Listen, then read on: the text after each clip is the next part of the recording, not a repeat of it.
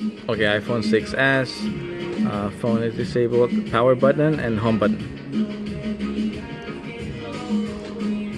Calling for 15.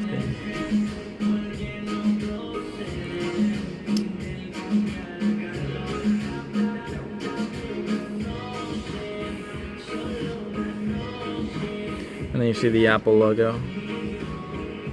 And then now you see the iTunes. Okay.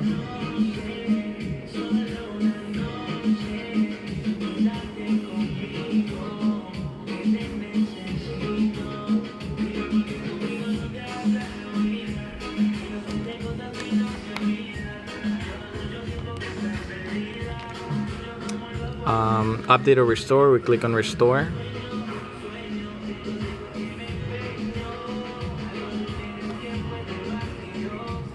And then after it restores, Apple ID and password is required.